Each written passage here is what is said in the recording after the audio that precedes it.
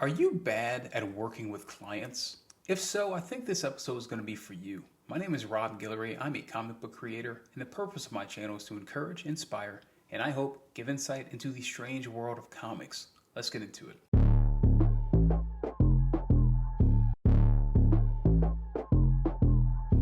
Hey folks, welcome back for another episode. As always, I appreciate you guys tuning in.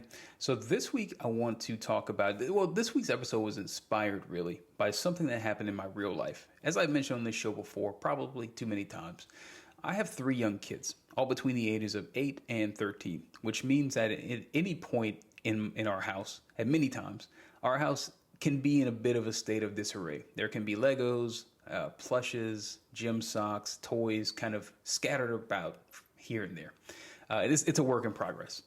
So basically, in the last couple of weeks, I had a moment where I realized, maybe part of the problem, maybe part of the reason that my kids are not more aware of these things, aware of the fact that they should be cleaning their crap up, is probably because I have not communicated my expectations clearly enough. If I'm honest, a lot of times I would communicate that I wanted them to clean up out of a place of frustration. I would see that there was a mess and I would react and basically tell them, hey, you pick your crap up. So I started thinking, what if I actually was kind of proactive and intentional about this? What if I actually wrote out a list of expectations? What would happen then?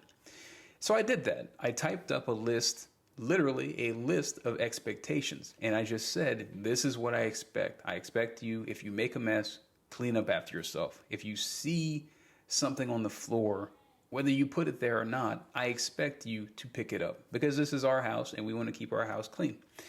And I typed it up, printed it out, and I taped it to their bathroom mirrors. And to my surprise, pleasant surprise, it went over really well. Now, it's not 100%, but I would say that there's more of an awareness. They have more of an awareness of my expectations. And because they are aware of my expectations, they've been rising to meet the expectation more often.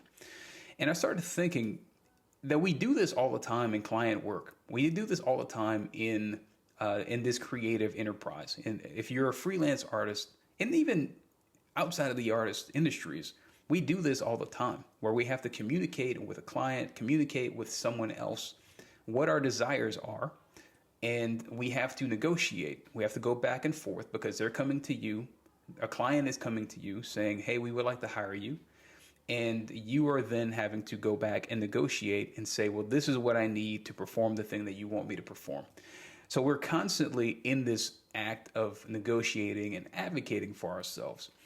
But there tends to not ever, at least when I was coming up, there weren't a lot of resources, a lot of people talking about this aspect of the business. I assumed coming in, again, I was a naive new guy. I just assumed 99% of the work took place behind the drawing desk, that it was creative. It was all creative in making things. But over the 20 years that I've been doing this, I spend an incredible amount of time having to advocate and negotiate for myself. I have to talk to clients and try to work out a deal that is beneficial to them, that makes them happy, but also is beneficial to me and fulfills whatever needs I have for my business. I realize that this skill, this advocating for ourselves, is probably, I would say it's one of the most important aspects of running a business and being successful in whatever your ventures are. And I don't hear a lot of people, especially in the creative industries, talking about this stuff. And I think a lot of it has to do with there's a bunch of negative connotations when we think about self-advocacy, when we think about self-promotion. It tends to have a stigma. It tends to make people think about, someone who is basically trampling on everyone on their way up the mountain, and they just don't care about anyone but themselves, and they're just cutthroat and that sort of thing. That's not what I'm saying. That's something completely different. I'm saying that if you are running a business, whatever that is, whether it's in the arts or not, your entire goal is to create, is first of all to serve other people, but also in the service of other people to create an environment where your needs are met, where your bills are paid, and to do all of that with integrity. That's the goal. I want to talk about that today. Let's talk about what it looks like to advocate for ourselves in our industries, to work with clients, Because I will tell you, I do this literally in everything. I was just thinking about all the areas in which I advocate for myself, and I do it with clients, I do it with collaborators, I do it with conventions who are trying to bring me out for appearances. I do this with publishers. I do this when I sell original art. I do this with Hollywood, with TV and film when they try to make one of my comics into a TV show. I do this in basically every aspect of the business. I'm always trying to meet people who want to work with me, and I'm trying to negotiate something that is favorable to both of us. But that takes me asking for what I actually want. So I think the simple act of asking for what we want, communicating that clearly, can absolutely transform our business. Because I've seen a lot of creators, and if you're in comics in particular, you know exactly what I'm talking about. We know people who have been working at Marvel or DC who have been taking really bad page rates forever. And there's a level of frustration that I can't believe I'm drawing Spider-Man, but I'm being paid crap. But the truth of the matter is this, and it's a sad truth. The truth is we tend to get bad rates because we don't ask for more.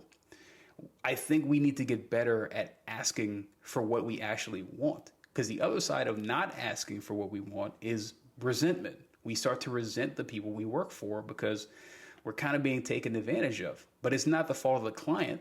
It's our fault for not pushing back and saying, hey, what I am being paid is not a fair rate and I need more to survive. So I want to talk about that today. I've been cultivating this over the past 20 years. I've learned a few things. I was very bad at it initially, frankly. The very first gig I negotiated for was a $45 per page comic gig back in the early 2000s. When you actually do the math on that, it's $45 per page. It takes me about 8 hours per page to do. That breaks down to less than minimum wage even back then. So I've had to learn over the years how to push and how to advocate for myself. And first off, I just want to kind of define what it means. What does it mean to be an advocate? And I looked this up online, but the paraphrased version of it is an advocate is someone who represents another person and looks out for their best interests and argues and negotiates on behalf of their best interests. So basically, an advocate is someone who comes beside you and negotiates and argues for your best interest. They're looking out for you, which is why we see this in agents and managers and lawyers. These three in the entertainment industries are crucial. I've used all three, but more often than not, I'm having to advocate for myself. 99% of the time, I'm directly talking to clients trying to work out deals. So here are some helpful tips that I've kind of cultivated over the years that I hope will help you in your self-advocacy, trying to push your business forward and trying to create a better situation for yourself. I think first, we need to know our value. We tend as artists to not value our own art. We tend to look down on ourselves and wonder, why are people trying to spend money on this, on my work? I used to think this way. And I had to come to realize that if a client is coming to you and if they are saying, hey, I really like your art, I would like to pay you money to take your art and put it on my thing. First off, that is a compliment. That is a huge, huge compliment. And I think we have to get better at just taking that compliment and owning it rather than trying to kind of diminish it and kind of not accept it. I think we have to just take it and realize if this person values my art, I should probably value my art too. So the first step is just owning the fact that you are a professional. You are a professional with a skill that many people do not have, and that makes what you do valuable. So just own it. I think that's the first step. Next, I think we have to have a good sense. We have to understand the needs of our business. We have to understand, what do we need to keep the lights on? What do we need to actually pay our bills? I think one of the most frustrating things you can experience as a creative, and not even just a creative, as a business owner, is to take a deal, to negotiate something, and to spend all of your time making it, to dedicate all of your energy to making it, and then realizing at the end of it that you negotiated badly and now you can't keep your lights on. That is a nightmare scenario. I've experienced this before. So I think we need to know up front what is realistic, what are the non-negotiables, what are the things we actually need to keep things going, and we set that as sort of a base price and negotiate upward from there. Secondly, I think that we need to let the client go first. Usually whenever a client comes to me and they offer me a deal, one of my first questions is, what is your budget? I want to know right up front. And that does two things. First, that basically sifts out who's serious and who's not serious, because not all of the clients who will be coming to you are actually serious. Some people are just kind of playing around. So, but if they come back to you and the rate is decent, they're serious about this. So that clears the field right there. But also, I think it starts this process of negotiation. You get to see where are they starting from, and you get to counter it. You get to say, well, actually, this is more realistic. I actually did this very recently with a client who came to me and offered me something, and I came back to them and actually declined the project and told them that's not realistic because I'm aware of what cash flow I need to keep my business going, and I was unwilling to sacrifice my time for something that ultimately wasn't going to be in my best interest. So I told them, no, this is not realistic for me. And I was very humble about it, but realistic. And to my surprise, they emailed me back and said, well, we don't really know much about comics. What is a fair rate? And I told them what the fair rate was, which was several times over what they offered. And again, to my surprise, they came back and said, okay. And they met my fair rate. So again, communicating, understanding my needs, understanding what I need to pay my bills, but also being able to clearly communicate to the client, this is what's realistic. This is what I need to keep my lights on. This is how valuable my time and energies are. That created an environment. It set the expectation, and the client was then able to come in and meet the expectation because I was clear about it, and they were able to do it. And we were both, I actually took the gig. I'm working on it now. So we have to be clear about these things. And next, I think we need to not apologize about our offer, about what we're asking for. There tends to be, in my early years, I tended to apologize. When people at conventions would come over and ask me what my commission rates were, I would tell them, and frankly, my commission rates were pretty reasonable, but I had such a low self-esteem about my art, and I felt so bad about charging for my art that I would often tell them what my rate was and immediately apologize, which created a lot of awkward environments. I don't think the clients want that. I think the clients just want you to own the fact that you're a professional and to just sit in it and to just put forth what your prices are. Just be honest. So don't apologize because you're a professional. Professionals don't need to apologize. Their rate is their rate. Next, I think that we need to weigh each project individually. We have to recognize that every project is different. So the way I look at it is there's a series of pros and cons to every project, and we have to negotiate in which cases do the pros outweigh the cons. If the pros outweigh the cons, it's worth taking. For instance, in some cases, in many cases, you will have a gig that is maybe low paying, but it has a high percentage of ownership. So in that case, in the case of even something like Chew, my image comic Chew, the initial page rate was not very good, but the potential for back-end pay was fantastic. Plus, I had ownership over it. Plus, I was in a place where I was looking to break into the industry, and this was the highest level opportunity I had at the time.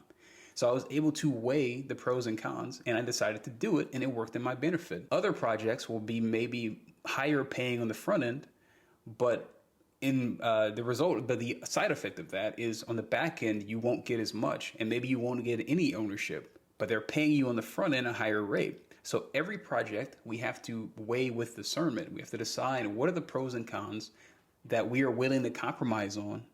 And I think we have to be discerning on every single project, not really thinking about what other people want. What do you want? What do you need for your business to continue to thrive? So lastly, and I think probably the most important part, is to just be integrous.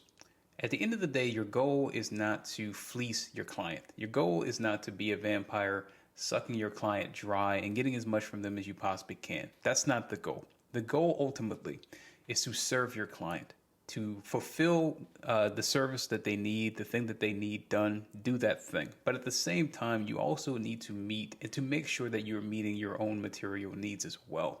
It doesn't benefit anyone to basically give everything away to your client and to starve in the process, to starve your family in the process, and to lose everything. That's not humble. There's nothing good about that.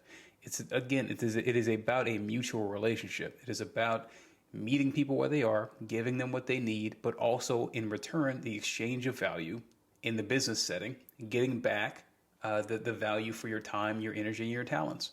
That's fair. It makes me think of the golden rule of treating others as you would like to be treated, or loving others as you love yourself, that sort of thing. There's a tie to that we do need to care for other people, to treat others in a certain way, but we also should be, we need to treat ourselves well as well. We need to make sure we're building something in our businesses that we actually want to be a part of. One of the worst feelings you can have is to start a business, but to create an environment where you basically become a slave to your own business.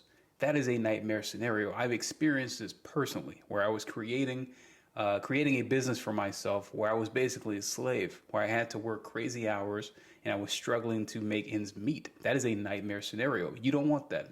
So the entire joy of being a business owner is getting to have some level of control over your life and getting to have some say over the type of life you create for yourself.